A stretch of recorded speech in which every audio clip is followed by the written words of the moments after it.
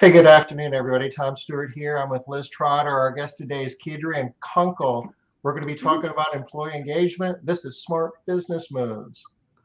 Woo! Wow, good job, Tom. You said that Yeah. so well, and you Well, got Kay's name correct.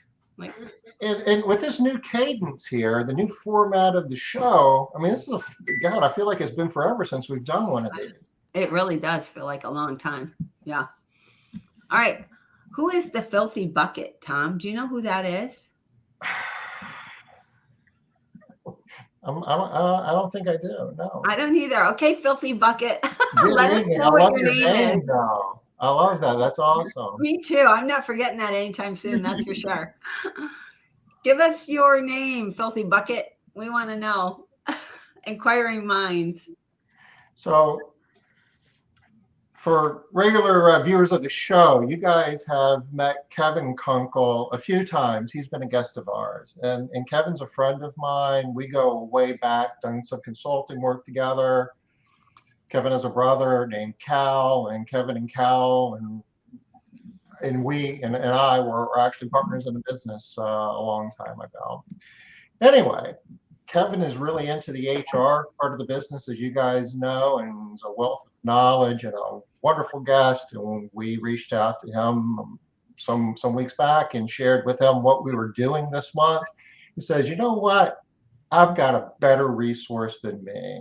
And it's like he offered up his daughter. So, okay, welcome to Smart Business Moves. Thank you. Thank you for having me, guys. Yeah, we're super excited. We love Kevin. So if you're better than Kevin, that's going to be an amazing win right there. That's a big standard to live up to. Really? Yeah, Like the bar is pretty high. Yeah, no joking there. I'm not sure how I arrived. All right. Okay. I wonder, do you think that Honore is do you own the Filthy Bucket LLC? I don't know, but I do love your name. I like it. It's pretty. I like a French name. So Kay, just for the benefit of our guests, you want to share a little bit about yourself? Oh, sure. So my name's Keidrian Kunkel. I'm an operations director with a nonprofit company called Eckerd. We're a nationwide program services, direct services contractor. And so what we do is provide workforce development services, foster care services, juvenile justice services, kind of across the country in 21 states. So that's what I do. I cover the state of Louisiana, specifically geared toward workforce development services. So that's what I do. I've been doing this work between workforce development and then adult education and some other training things for about 13 years. And it's really exciting. It's my passion. It's what I love to do. Came from South Carolina to Louisiana about 1.5 years ago. We got a new contract here. And I don't know really how it happened, but I specialize in startups. So we got this new contract and they said, pack up your Jeep with your dog and head down to Louisiana because we got to get this thing rolling. So that's how I ended up here, but it's been great. And yeah, so that's really it. I've done a lot of different, like I said, different types of programs and worked with lots of different teams and different personalities and had to motivate people in a lot of different ways. So when my dad asked me to do this, I thought, well, I probably have a few things I could share. So just what is workforce development? What does that involve? Yeah, that's a great question. So nationwide, we have these things called American Job Centers. There's an American Job Center in every county, or if you live in Louisiana, every parish. We have parishes. We don't have counties. Anyway, in every parish or county across the country, right? And so what these job centers do is work with job seekers, right, and employers to try to connect everybody together. Okay. You're kind of like Match.com on the employer-employee side. Right. And so what you get, the folks that we work with, my program would be those folks on Match.com, like maybe their profile's not that great. Oh. And we got to try to help them out and give them a little plan and say, well, you're probably not going to get a date for like 3 months. Yeah. But if you do these things, we can probably get you there. So Okay. Send them, Yeah, send but them the glamour shots and the whole kind of, thing. yeah, okay, Right. I got Right. you. Put a napkin on your lap when you eat, things like that. Yeah. Manners, So workforce development, the way I explained it just now, Tom, is very, very diluted, but kind of just for, broad overarching definition for the listeners today. That's what workforce development is. It's a federally funded program that connects job seekers and employers together. Some people need more comprehensive support than others, and we do the best we can to kind of link them up to their with their educational needs, supportive services, anything they need to get connected. So you're more on the employee side of it, but within Eckerd, within your organization, and your Eckerd, if I'm not mistaken, is like a contractor that is hired by the Department of Labor Correct. to do this type of Correct. thing, right? Correct. There went. You And I can have hear a Tom's barking dog. dog, I'm sorry. Not my dog. Not my cat.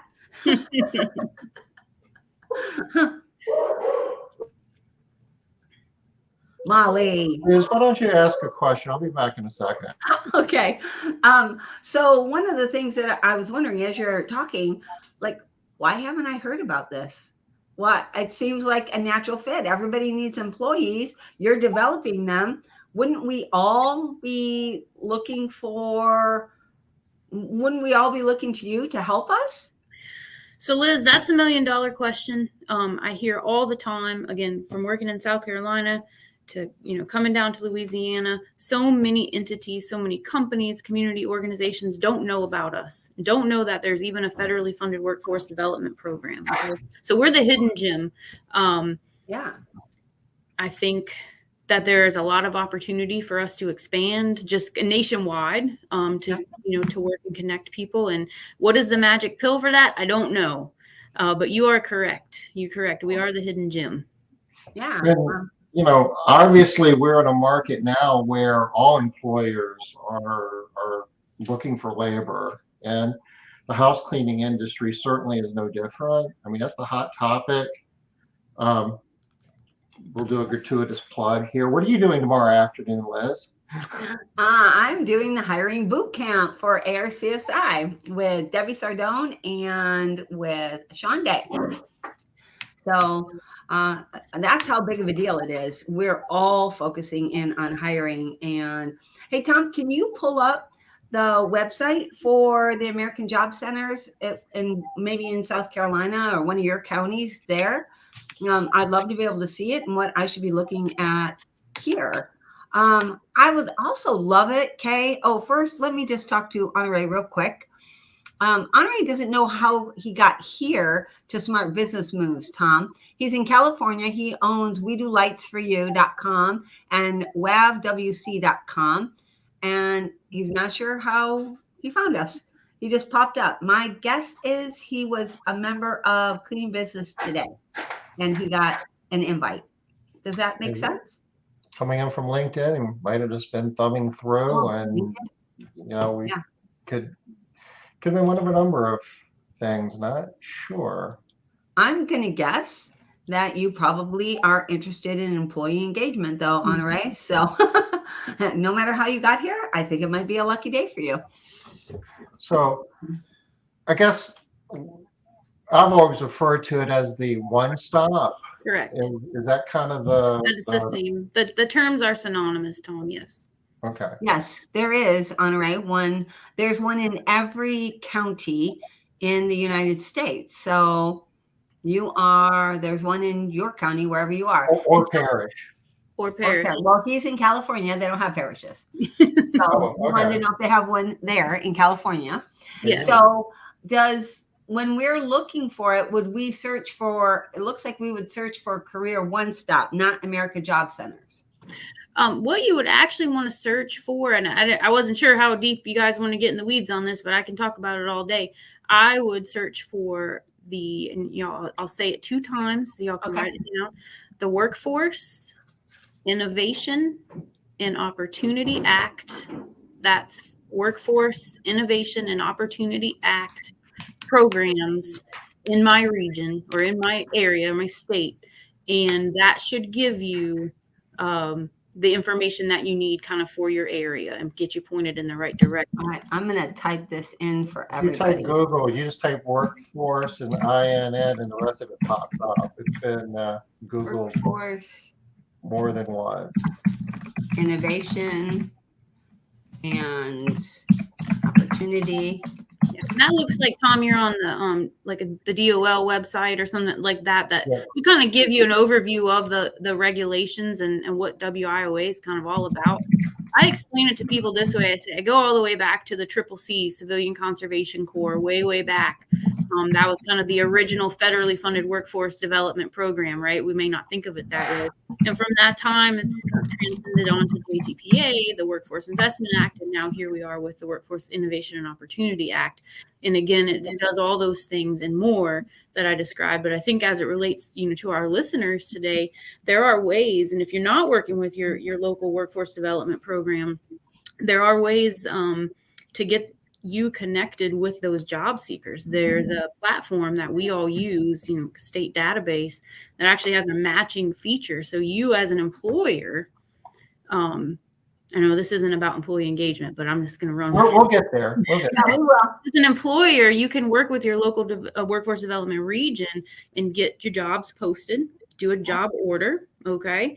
And then there's this key functionality that will flag resumes who have keywords from your job order, resumes of job seekers, and kind of automatically send those to you, so you get linked together, okay? And that's just one small nugget of all the possibilities. But again, It's free.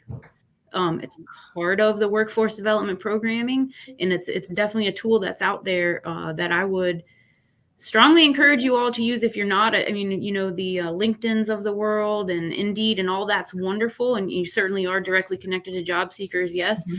But these are individuals who are coming into our job centers every day, or they're going online and using the SC Works website in South Carolina, or here in Louisiana, our higher website. It's all the same platforms called something different because they're looking for work. So that takes us directly into employee engagement. In my mind, these are people that are actually engaged in looking for work. And one of the things that we want is people who want to work, not people who are feeling like they're forced to work or they don't want to work, that they're just doing it because. But it sounds like anyone that's in your program is actively searching for work and looking for how they can increase their skills, etc., to be an even better employee. Is that right? Is that what I'm hearing? Absolutely. That's the whole point of our program. So yes, definitely. I think it's a no-brainer. We'll be happy to kind of share some more resources, or Kevin is another subject matter expert on this type of thing too. So, well, we got you, so we don't even care about Kevin right now, right? We got Kay. Why do we need Kevin? All right. So tell us. Talk to us maybe a little bit about, I love this unique perspective that you're bringing here, Kay. Maybe you could talk to us a little bit about what employee engagement might mean to us in our businesses within this whatever I'm trying to say. What am I trying to say? Come on, Tom. Well, in this hemisphere, in this world, this particular topic, you're coming at this from a unique perspective. Part of what you do, Kay, is basically help people who are wanting to find a job, develop the job skills, and to get themselves prepared in order to be long-term, gainfully employed. So, it's just like playing pitch and catch, right? And the better you throw, the more, times it's going to be caught. So, we're half the equation as employers. What do we need to know from employee engagement to match up with the work that you're doing to be the employers that the people that you're preparing need us to be? Yeah. Right. Absolutely. Yeah. So lots of different things that we can talk about today, and did want to share, beyond just the individuals who we serve as participants in our program, but, individuals on my team kind of working for a nonprofit, doing workforce development, doing these federally funded contracts. So we don't pay a lot. Just putting that out there, especially some of our entry level staff or administrative type staff. We don't pay a ton. Some of my staff, I have about 15 people on my staff right now. They only make $15, 14, $15 an hour. It's not a lot, but I don't have high turnover. You get a job at Target making 24, right? Correct. And so, but I also can't give them Christmas bonuses. I can't do a Christmas party. These are all things. So, and then I want to kind of start there because I think it's important. Being in the nonprofit world, oh yes, it's not the same as the house cleaning business, but the profit margin's not very high because, well, there is no profit. Right? So you got to really make do with what you have, and you have to get creative with employee engagement because I still have to keep my program staff. That's part of my contract, right? I can't run this deal, $5 million contract here, if I don't have the staff to do it. Okay. Absolutely. So what are some things that we do to keep our turnover low? That's kind of like meat and potatoes, like cut to the chase, right? Of what we're talking about. How do we attract them if we do turn new staff, if we do turn people over?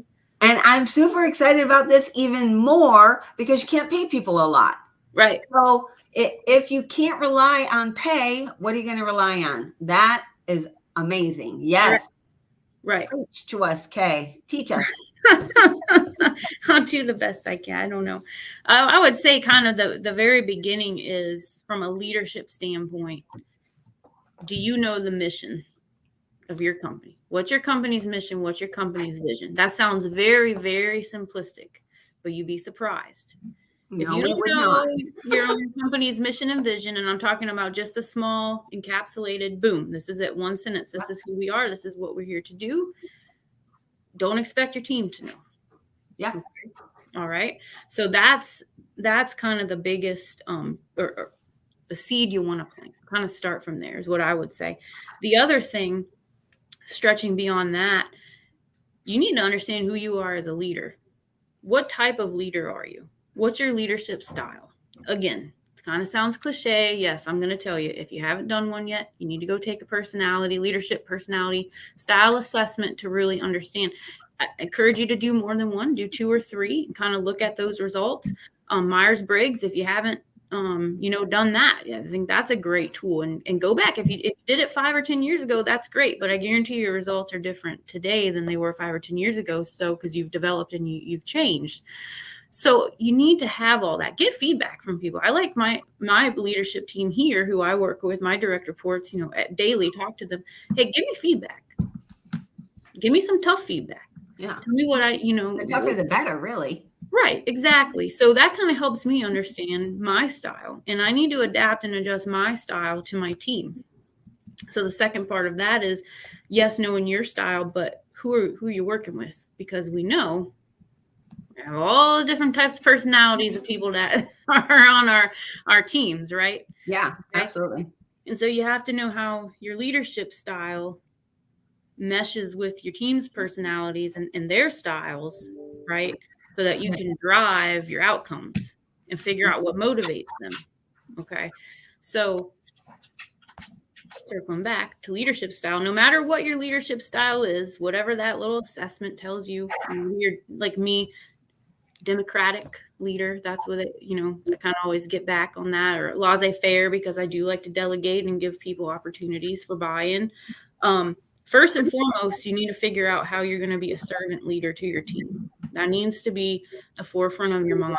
For me personally, I have, as a contractor, I have a lot of different bosses. My local funder, and my boss at Eckerd, okay, and different partners I report, work with. The most important boss is my team. I work for them. They work for me. Right. We're nothing without each other. Okay. You're nothing without your team. And it's hard because a lot of times as leaders or managers, we say, well, you're getting a paycheck. So you better just, go clean that floor because I'm paying you to do it. So all this employee engagement stuff is, you're never going to meet your KPIs. You're never going to, get the profit margins you want and all of that stuff if you're not working for your team and motivating and pushing them from the back to get what you want. Period. The end. So, all right. So you're kind of speaking a little bit opposite to what we would normally say. Normally, what we would say is don't push your people. Instead, lead them. Show them the direction and get them to want to follow you versus standing behind them and forcing them. Well, you're leading, but you're leading from the back. Okay. Yeah. Talk to us a little bit more about that. Yeah. So you want to find out what motivates your team. Let them tell you. Because if I'm at the front and I'm telling you, well, and I'm just going to use some metaphors that I think are fitting for the house cleaning industry. I don't know, Yeah. Okay. I'm at the front and like, you better clean, you got to clean 10 houses a week, or, we're not going to meet this and and you're not going to get your Christmas bonus, all these things. They might, just because it motivates you, because you want to meet your KPIs, that doesn't mean it motivates them. Oh, yeah. And don't assume that what motivates them. There's lots of different things that motivate people. For us, in this industry, nonprofit, just helping people, knowing that you go home every day and you're able to help change somebody's life, that's a big motivator. Of course. I might not be able to pay you a ton, but you get to do that. Yeah. Okay. But you know what? That's one of our motivators too. Right. And people in this industry, they like to help. They like to be of service. So that's also a motivator. Absolutely. You made somebody's life easier because you came in and you cleaned their house for them. You helped them clean their house before they had a big party or whatever. You changed that for them. You made their day better. And so that's good. I think it's a good reminder of you are in the service industry and this is how you're impacting people. I did want to start going back to leading from the back and finding out what motivates your team. Ask them. Let them tell you. Okay. And once you kind of establish that, you can use those motivating factors to propel the ship forward. Okay. And different things that I do, and this is something more of a tangible example, is like a staff likes form. Okay. So when everybody comes on board, we have them fill out this little form, and it's like, what's your favorite candy? What's your favorite magazine? What's your favorite team? What's your favorite, whatever, color, whatever, you know what I mean? So you have this list of like 20 different things. And sometimes when you want to just tell somebody, give them a little thank you. Hey, it's a bag of M&Ms. I know it's your favorite candy. And I just want to tell you, thank you so much. Man, I can only pay you $14 an hour. But that little bit, that 75-cent bag of candy, that could really change somebody's position. Okay. You would be very surprised because you, as the leader, you took that extra step to recognize that person, to kind of push them along and say, thank you for doing a good job. So Honore has a few different questions over here. Okay. Let's hit these up real quick. So the first thing he wants to know is, do you feel they would have qualified high-rise window cleaners in this type of platform? So the company that you work for, would they be able to match somebody for him, do you think? Oh, probably. We serve all types of individuals. Absolutely. Yeah, definitely. Right. Yeah. So that's kind of an easy question there. Yeah. I'm not exactly sure what we mean by prison style. We were talking about leadership styles. I'm not sure if that's in Myers-Briggs or not, but yeah, I'm not sure either. No, I'm not sure. I don't know if this was a joke, if it is a true style. I presume it is, Liz. I'm thinking it's a joke. I kind of like it. I just wish I understood it better. Right. But yay. And then he also wants to know, how can I speak and not type? I think that you can't hear. That would be like on Zoom, you can speak, but here unfortunately you can't. You have to leave a message. Yep. Or a typed missive. See, it was a joke. It was a joke. I knew it. All right. So, Keidrian, continue. Please talk to us about leading from the back a little bit more. What I'm hearing now is a little bit different.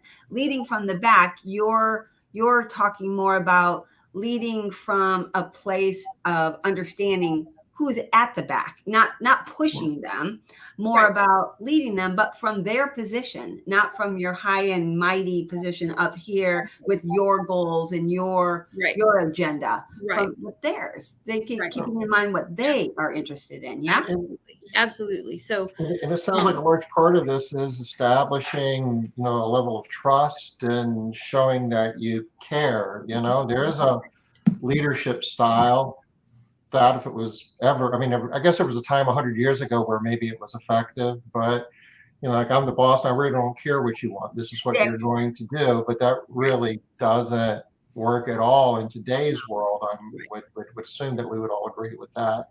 Absolutely. And so, you're establishing trust and showing that you care. And if your favorite candy is M&M, or peanut covered M&Ms, which are pretty awesome, or the difference between what's your favorite cheese puff, the crispy or the baked. Coffee all day long. Everybody knows that, Tom. We'll have that argument another day. But But you're also hearing, I hope everybody is recognizing that Kay is also hit on 2 of the top 3 things that you have to do, or 4 things: matter, meaning, measure, and autonomy. She's already hit on meaning. First thing she said right out of the gate: mission and vision, got to have a meaning. And the second thing is matter. Let them feel that they matter. And you know what? It doesn't sound like it, but M&Ms can do that. It's one piece of making people feel like they matter. So I'm already loving everything you're having to say. Great. And like I said, so the M&M thing, that's kind of a tangible takeaway, right? So some intangible things that you can do to lead from the back, I would say, is again, that buy-in, like you said, making them feel like they matter. So we've got to clean, and again, I'm just pulling numbers out of the sky. We got to clean 20 houses this week. That's you and your, little cadre of folks. Like, you got to clean 20. We know it's a tough ask. They're big houses, but we got to get it done. Okay. So what we can do is we can brief the team and tell them, well, you got to get done. Here's your map. Here's all your supplies, and good luck. And I really don't want to hear any complaints on the back end. So bye. Or you can say, we have to clean 20 houses this week. When we had this, situation come up a couple months ago, we were in a rush. We didn't really strategize. We actually had to put off some houses to the following week. We had some upset customers, so on and so forth. Okay. I hope I'm coming up with a reasonable scenario here. No, you're doing really well. So what can we do to mitigate that? Y'all tell me. Yeah. That's what I say. So I'll give you an example here. We have summer youth employment program where we serve 300 in-school kids who are juniors or seniors in high school. We connect them with an employment opportunity for 8 weeks over the summer. Really great concept. Last year was Eckerd's first year here, and our funder had this really unrealistic vision of how this was going to go, and they just kind of said, go paint that wall red, essentially. And best of luck to you, and didn't give us a lot of resources, and ended up not being that great. And there's a lot of ownership in different sides from that. So this year the funder said, hey, we see that really we should have let you guys be at the helm more on this. Yeah. So I got my team together and I said, hey, we're going to do a SWOT analysis. And you may not need to get that far in the weeds with your team. We're going to do a SWOT analysis. We're going to talk about last summer, what went well, what didn't go well, what do we need to do differently, and who's going to be responsible for what when we come up with a project plan. And that's what we did. So those kinds of things. But I didn't write it. I typed it, right, using all the information they gave me. I didn't write any of that. That was all that. So guess that was all them. So now when we get to summer and we have to do the project plan, this is what y'all told me this was going to work. Yeah. And it's going to work because now they're invested. Right. They're invested. This is it. And you have to listen, because sometimes they tell me all kinds of things and I'm like, well, yeah, I guess I didn't think about that. Like, maybe this brand of cleaner really does suck. Yeah. And I've been hearing you, but I also, know the sales guy and I'm getting a good deal on it. So we're just going to, keep using that one. Well, that's fine. But again, if you got to listen to your team, right? Yeah. And so that's kind of an example I wanted to give them buy-in, have them tell you, you have to take that with, a grain of salt too, because you can't do everything your team wants, because sometimes they have an unrealistic vision, but just allowing them to be able to give you feedback, share their thoughts and ideas, and help them understand the why when we can't do things that this is why we have to use that cleaner for these houses, is because these people have allergies X, Y, and Z. They really are focused on, being environmentally friendly. So that's why we're going to use this cleaner. I know it's not as effective, but I want you to understand the why. So, do you have some other ideas? Have you heard of another cleaner that we could use that would fit the same mold? Right. And go ahead. Just to make sure that we're not missing an opportunity here, drill down a little bit as to why it's important to explain the why. Why it's important to explain the why. If you don't understand the why of what you're doing, goes back to that intrinsic motivation. What's your motivation to either A, do the work, or B, do the work well? Mm-hmm. Okay. So why do we have this rule? For me, it's, okay, why do we have that? That's a stupid policy. Why do we have that in our stupid local policy? Why can we only have whatever it is? Well, we have to do it because the federal regulations say this and and if we don't follow this, we could get sanctioned and we could lose our contract. Oh, okay. Yeah. The bigger picture and helping understand how all the things that the staff does and the team does every single day fit into our why and fit into our mission. If you're trying to affect someone's behavior, if you're trying to get them to modify their behavior, either do something that they weren't doing or stop doing something that they are doing, there's a lot of research out there. It's like if you can explain the why behind it, there's a higher probability, some cases a much higher probability, that they're going to give you the behavior that you're looking for. Correct.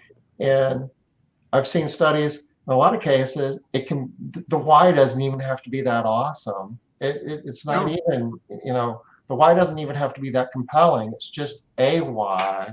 Well, if left with nothing else, it's like, could you do this because it's really important to me? Could be the why. Absolutely. The why, whatever the why is, just needs to be better than because I told you to do it. Because I told you to do it is going to get you C- results. Okay.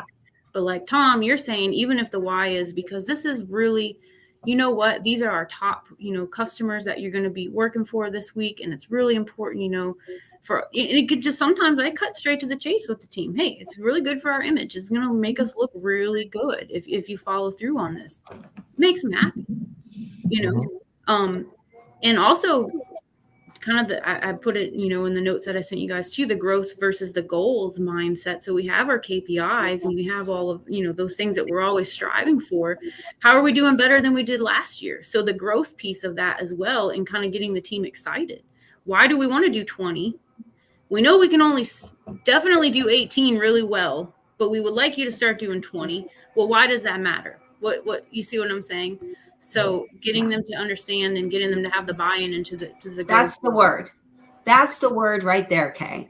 So they need understanding. When they understand what's happening, then I can connect with it. I can't connect with the job if I don't understand it. I don't get it. So it's not even a lot of times that people are disengaged. It's just that they're not engaged because they're confused. If you can give them something to hold on to, give them the understanding, then it's like, oh, okay, now I can do it. Now, periodically, you will get the person that says, oh, now that I understand why you're doing that, yeah, I'm not in.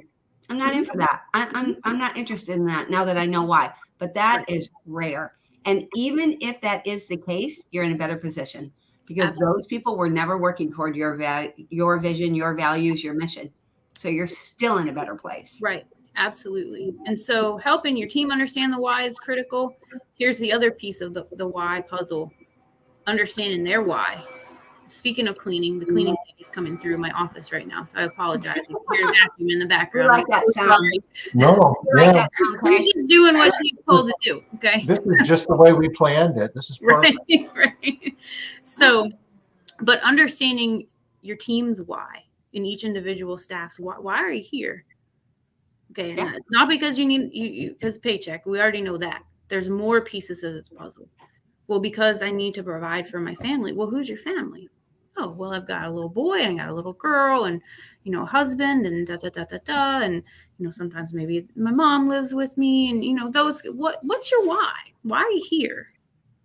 we know you need a paycheck, but why do you need a paycheck? And so Yeah. understanding why and getting to know your people. So kind of that was the other piece of the puzzle with that is I've got 43 staff right now in my roll up, and it's like kind of hard sometimes, but it is really good for me. And I know the value of remembering that Sally, the career coach, her husband had surgery 3 weeks ago, and just shooting her a quick email like, hey, Sally, just thinking about you. And how's your husband? Or next time I see somebody, hey, I heard your, daughter got, she's going to be going to LSU. Like, how's everything going with that? Or your son's going to be graduating soon, or your granddaughter had a baby. All those things make people feel valued, make them feel, especially when you're way up here and you don't get to be in the weeds with folks every day. Oh man, like Kay remembered that, this happened and Kay's thinking about me. I had, even yesterday, somebody on my leadership team had to have a surgery, checking on her in the afternoon. Hey, just checking in. Do you need anything? Just a little, comment back, like, thank you so much for checking on me, Kay. Like, you didn't need to do that. Like, no one's ever done that before, but it makes people feel valued. Yeah. I can't pay you a lot, but I sure do care about you. Okay. So is that something that comes natural, or are there any like techniques? I mean, with 43 people, it would seem like that would be kind of hard to kind of keep up with. Are there any tricks to? I will say the part that's natural with that, Tom, and I'm not being smart, is just that I need to, when I came here, didn't want me here, but they had me here because they had to have somebody here, taking over a whole new operation. And I had to figure out how I was going to build relationships to get people to do what I needed them to do. And so that's just one piece of the puzzle. And so does it come natural? I guess in a sense of it just came natural to me. Like, I'm going to have to figure out a way to connect to all these people. I'm not from Louisiana. I don't know a thing about being Cajun or how to eat a crawfish or any of that stuff. But I'm down there a year and you haven't figured that out yet? I know now, but okay. the first couple months I didn't know. I was learning. Okay. I couldn't Fair understand the thing anybody was saying. It was a mess. No, I'm kidding. But you see so just building those relationships, and if you build those relationships and you have that strong foundation, now you know what's important to me. I'm a servant leader to you. I work for you. Mm-hmm. Okay. Now you're going to do the things that I want you to do. And this all gets back to the trust thing and the caring thing, right? Correct. Absolutely. You have to show it. It's genuine for me, right? Mm-hmm. Some of these, folks, you're going to have, you do your leadership assessment, and you might want to be that kind of autocratic, dictator, and that might work for you. It might be who you are, but you need to find a way to pretend to be servant leader somehow, some way. Okay. Or weave some things in to show your team that you care, because if you don't, especially, in this industry where I'm going to kind of go on a limb here and say, especially for entry level positions, you're probably not paying a super high wage, right? No. Okay. Decent, but not, but not the best. Yeah. It's not like they're getting the best. It's not like an entry level job at Target. Right. Yeah. All right. What else do you want to know about? Well, I'm actually pulling up something real quick here. So one of the things I would like to talk about is so you're talking about a lot of the things that we talk about often, right? Mm-hmm. And anytime we're talking about employee engagement, we talk about all of these things. But for some people, it's less natural than others. Mm-hmm. For some people, they just automatically understand that if you tell people why, that they will want to do the thing more than if you don't tell them why. Right. For some people, it seems more natural to just tell people, just do it because I said so. And that they feel like that will get people to do it better than if I tell them why. So one of the things that we're doing is we're putting on a program called the Employee Lifecycle Program, where we walk through 15 different stages of the employee lifecycle. Mm-hmm. And we talk about how to bring matter, meaning, measure, and autonomy into all of those portions of the employee life cycle. And you're talking a lot about meaning and matter, bringing meaning into the job and showing them how it's for a bigger purpose than just cleaning some toilets, right? Right. And then also that they individually, personally matter to the company. Right. And also that they have a voice, the autonomy piece. So I've Right. heard you talk about all three of these pieces. I wonder if you can talk a little bit to how maybe we might bring some of those in the different areas that of the employee life cycle. For example, how can we do that when we're talking about pay structure? Like, so we have to pay our people, obviously, and we want to pay them. We want to pay them well. Now, we don't need to pay them top dollar. So we've talked a couple of times about pay structure, but how can we bring within the pay structure, how can we show them that there's a bigger meaning, that they matter, that they have a voice in the pay structure? Any ideas on that, Kay? I mean, definitely employee incentives, if you're able to do it. That's something I wish that I could do. Just being a nonprofit, that's not really something that's available to us, but certainly employee incentives. If you're able to afford to do that, and I would develop some kind of standardized structure. But that would be, I think if you have identified that money is truly what motivates your team, and you've kind of verified through a trial that yes, I've paid you more and now you're doing better, because studies have shown when you pay people more, they don't always do better. So I say all that to say, if that's the direction you want to go, certainly an employee incentive plan, and whatever that structure would look like. Maybe it's you get it could be small. It doesn't have to be anything huge, but maybe, hey, if we do get through, these 20 houses, and I know it's crunch time, I know you got a lot going on with your family and everything, but if you could really help me get this done, we'll be able to give you $100 extra at the end of the week, or $50 gift card or something. It doesn't have to be this huge. Well, and actually it shouldn't be. Right. And everybody over here, I have to preach on Drive, right? So read Daniel Pink's book, Drive, because money as a bonus, etc., it's not a motivator. Exactly what you've been saying all along, Kay, right? Doesn't motivate people. It's a motivator for some people, but it's a very small portion of the overall population of the people that are actually working. Now, there is a little twist going on right now, and I'm wondering if you'll agree with us here. Mm-hmm. We are thinking that right now there's a little twist in that while people are not necessarily motivated by money, there's too much research about this. We know that people are not, the majority of people are not motivated by money, right? Especially not employees. Business owners, yes, but not so much the employees, right? But there's a new twist going on right now in that the majority of people out there believe that the minimum wage either is or should be at least $15 an hour. Mm-hmm. So if you're not paying at least $15 an hour, you might be getting some pushback about pay, mm-hmm. even though people aren't necessarily motivated by money. It's not that they're being motivated by that money. It's that they feel that that's the baseline of respect and trust. Right. Would you agree with feel that? like they're being cheated out of an opportunity? Yeah.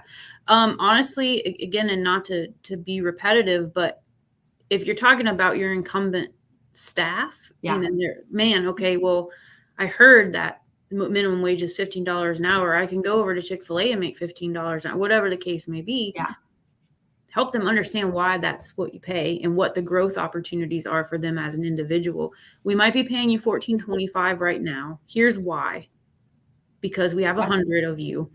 This is our, our staffing, whatever it is. This is, and be honest with them. And then in order to keep the company running, we have to have all the other revenue rolled up, right? Yeah. We're paying you $14.25 an hour, but we value you. You're crushing it. You're doing a great job.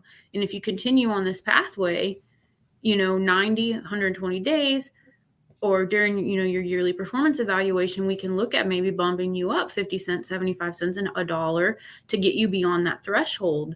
Or here's some different growth opportunities for you. Maybe you can move up to, a management position or different type of role. And so again, I think it is really just understanding getting them to understand the why. And again, pushing back the ownership to them of just because you make $14.25 today, you don't have to make $14.25 forever. And I want you to work here. So what can we do to get you to the next? There you go.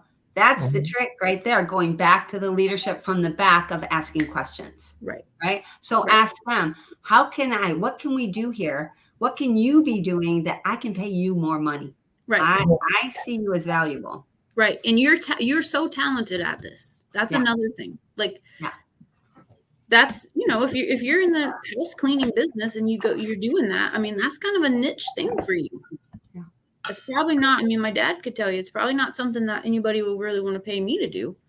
It's something a certain subset of the population is really good at. So you're here, you agree to take this job for $14.25 an hour. And what can we do? We value you. What are we going to do to get you to the next level? Yeah, I love that. I do want to say real quickly, because sometimes this gets messed up just a little bit, that don't tell people that they're doing a great job if they're not. So I know that it goes without saying that you have to be honest, but we're saying it. Yes. I wanted to have two things, if you don't mind, related to that. So since you brought up accountability, yes, don't tell people they're doing great if they're not. All this stuff, and I haven't even gotten to my list of, things you can do to keep the team engaged and that kind of, but don't do all that if they're not performing. Yeah. Mhm. Yeah. All right. Absolutely. If they're not performing, you need to learn how to be a better, halftime coach. Come in. Well, we need to move in this direction now. And then if we make it to the Super Bowl and win the game, then we can talk about having a party and I'll pat you on the back and I'll give you a raise. You see what I'm saying? Yeah. So absolutely. I say all that to say accountability. And also, this is something that is common with new leaders and old leaders alike. Okay. Sometimes we don't like to hold the team accountable. Sometimes you may have somebody, maybe, you keep getting complaints about Sally not doing a good job, or she always forgets to put the mop up when she's done, whatever the case may be. Okay. Nobody likes working with her, but she's got a really strong personality and you're kind of intimidated to talk to her. Well, you need to figure out how to get over all that. And I'm being very, blunt when I say it, because I see it a lot, even, with my leadership team. Sometimes it's like, okay, well, you need to tell her that she's not doing a good job. And what you need to tell her what she needs to do a good job. And then she needs to tell you how she's going to make that happen. Because if you don't, the rest of your team's going to lose motivation. Well, if she's not doing a good job, no one's holding her accountable. Why should I? And she won't be happy in her job either. Correct. We can't forget that people are not stupid. Right. They know if they're not doing a good job. Right. If you say, hey, you're doing a great job, and they know they're not, you lost all credibility. They don't trust you anymore because you lie. So all of this kind of ties together. I mean, the whole pay thing, and we'd love to pay you more if we can find ways for you to contribute more. And if you're contributing more, you're creating more value for us and for yourself too. And you feel better about the job and you're more engaged. It's like a virtuous circle. I was a little slow getting to this, but I did share a link to a book, which I think means a whole lot today in a world where everybody expects to be making $15 or more an hour. Mm-hmm. And the whole premise of this book is you can pay more as an employer if you create opportunities for your workforce to contribute at a higher level. Correct. So, we do need to be mindful of what's happening with wage inflation. And part of that is making sure that you're charging enough. But the other part of that is creating opportunities for people to contribute in larger ways. And if you're interested, I dropped the link in chat. And if you're wrestling with these problems in your business, it's I think that's great, and that gives you your team even further buy-in of what are some thoughts you have on how we can expand. What can we do? I tell the team that here, the more contracts we get, the more business we get in Louisiana and across the country, the more opportunities each of us have as an individual. And that hits on two things. One is when you ask people that question, they feel like they matter. They matter to you. What they have to say matters, that they are important in your organization. That's engaging. Right. Well, that's why matter is so important. Also, you're putting a measure on there. This is how we are gauging whether or not we're successful. So throwing that measure in there really, really matters as well. Having people be able to see with their own eyes, not being told from the outside in that they're doing a good job. The whole idea of intrinsic motivation is that it's coming from inside me. Correct. Not from you. It's coming from me. Right. So and some people are intrinsically motivated by recognition, right? So then you have to kind of play off that. And so this is the last thing I wanted, unless you have other questions, but just recognition. And this doesn't have to cost you a penny. Okay. Recognizing staff, and this is not trademarked or anything like that. So feel free to take it, steal it if you want. I do something called a ripple effect award. And that comes from somebody on the leadership team. And we try to do one sporadically. So it's not like everybody's guaranteed to get one every month or whatever, but it's a ripple effect award is that you did something, Liz, you identified this new cleaning product that is like way more efficient than this other one that we were using, way more cost effective. Like, thank you, and it had a ripple effect across the organization. You helped identify a new neighborhood that we need to, kind of penetrate, those types of things. And so whatever that may be, as I think that's important for leadership to recognize staff and to recognize staff in front of others. Another thing that I really believe in is peer-to-peer recognition. And so again, that buy-in, that ownership, what's happened. I don't know everything that happens on the ground level every day, that, how staff helps each other, how maybe you have one unit out cleaning houses and they helped another and you don't even know what happened. You don't even know what happened, right? They just made it work to get the job done. So I have this thing, we call it the STAR Award. And it's literally this thing I bought from TJ Maxx. It's like this little 3-dimensional star thing. And they pass it from every other week. They pass it to each other. And they tell the whole team, I'm passing the star to Sally this week because Sally helped me with X, Y, and Z out in the field. She really does a great job. And then it helps us to see as leaders, again, things that are happening in the weeds that we lose sight of all the time.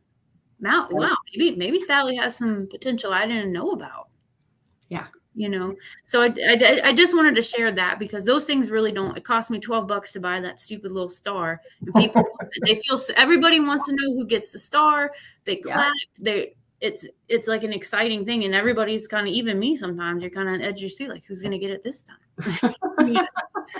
So if I have the star for this 2-week period, is everybody else in the organization trying to impress me on how awesome they are? So I give them the star? I don't think so, because I've seen the star go across parishes, so I think it's just, it's, we're in an 8-parish region and I've seen the star go from all the way one part of the region to the other. And I think, and maybe there's no lobbying. It's like, I'll tell you that there is a little bit of that. We do something that's the same exact idea. Yeah. And it's not that way though. This is the compound effect. One of the things that does happen is people notice when people are doing things that are star worthy. I'm using your terminology, right? So we also have stars because we have stars and stripes in our company, American made. Mm-hmm. So just coincidentally that we both have stars, right? Yeah. But we also have that, and people do say things. They do point out, was like, wow, that's like star stuff right there, and so they start talking about what's great. They start noticing it, pointing it out, seeing it in other people. And again, that's engaging. Right. So I do want to put a link in here real quick for anybody that is hearing these ideas, thinking, yeah, these are really great ideas. I love all of this, but I just don't know how to tie it into my company and how to make it happen. I'm going to put a link for the employee lifecycle workshop, because that's what we're going to be doing.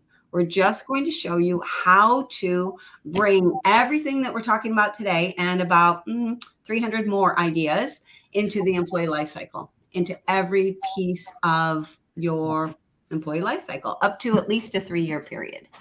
All right. And then Tom is going to show us This is what you're doing tomorrow, right? Yes. Yep. We have, looks like it is from 1 to 5 Eastern. It is, my time zone is Pacific, so it's 10 to 2 Pacific, depending on where you're at. And we're going to, can you go down and just show a few real quick here, Tom? Maybe, there we go. This is, we're going to be talking, Debbie's going to be talking about, what's that first thing that she says there? I think it's finding like how to find the top people out there and get them into your organization. Sean is going to be talking about how he hired over 100 employees last year just in his company. He's hired thousands last year for other companies as well, but in his company, just over 100. And then I'm going to be talking about using DISC, which is one of the tools that Kay was just talking about, right? One of the different assessment tools that you can use for recruiting, interviewing, hiring, and onboarding. So we're going to be hitting this employee issue from a lot of different angles so that everyone will be able to take away something that will work for you. We also have a code. If you're an ARCSI member, you can register for free. Tom's putting that link in there for you. Promo code is Bootcamp 49. Well, if you're not a member and you put in Bootcamp 49, you will get $49 off or $50 off, and you'll only pay $49 because the price for the bootcamp is $99. If I'm a member, how do I get it for free? You just register and you put in your membership. It's automatic. And you'll get it for free. Yeah. And then one other last thing about the hiring bootcamp. This is part 1. Part 2 will happen on May 12th. And that will be, again, another 4 hours. And it will be all about retention. And during retention, we will be talking a lot about some of these things that we're talking about again today, right? Because these are tried and true. This is tried and true fundamental ideas of how to engage and retain employees. It is not about some trick. It's not about you have to buy a star and that's not it. You don't have to go out and buy a star. You don't have to pass it around. It's the fundamental ideas of what makes people feel engaged, matter, that they feel like they matter, that there's meaning in the work that they do, that there's some type of a measure that they can see how well that they're doing and that they can bring their best selves, that there's some autonomy. They get to bring themselves to the job. It's not just about doing your thing your way. Last ideas here. Is this the event that you were talking about that happens in April? So yeah, the employee life cycle. And this is a how many day event? It's 3 days. It's like 2.5 days, the 21st through the 23rd of April in Charleston at your place, Tom, at Castle Keepers. Wow. It's going to be fun. That's worth the trip just right there, right? Yeah. The thing that I did want to say about the ELC workshop is that it is especially for the people that think, I'm not wired that way. I just don't know how to do that. I don't know how to make people feel important or to pass on the vision. I don't get it. It's not natural for me. Then you need to be at this workshop because that's what we're going to be doing is we're going to show you how to make it happen in your company. You don't have to be a natural. You can lead regardless. I'll be there. I know. Me too. Yay. All right. Kay, we have last things. Can we just get one last thought from Kay? I love everything you had to say today, Kay. I can't believe we've never had you on before. Hopefully we can entice you to come back again. Don't threaten me with a good time. Absolutely. We'll get you and your dad both on, and I'll just sit back and drink coffee, and I won't have to do anything. I love it. I love it. Yeah. Any last final words? One thing, what should they do? Getting off today, they're going back to work tomorrow. What's one thing they can do tomorrow, okay? Find out what motivates their team. Find out. You guys ask, right? Don't assume. Ask what motivates your people. Make it an action item for yourself to find out. Perfect. And I believe the code for C is Bootcamp 49. It might also be, I thought somebody else said it was Bootcamp 22. Oh, that's all right. Check either one of those, but I'm pretty sure Bootcamp 49 will get you there, C. Okay. All right. Well, we're done for the week. We'll be back next Wednesday, 5 o'clock Eastern. Yeah. Okay, thanks again. Thanks Okay. for Thanks so having much. me. Okay. Bye-bye. Bye. Bye-bye.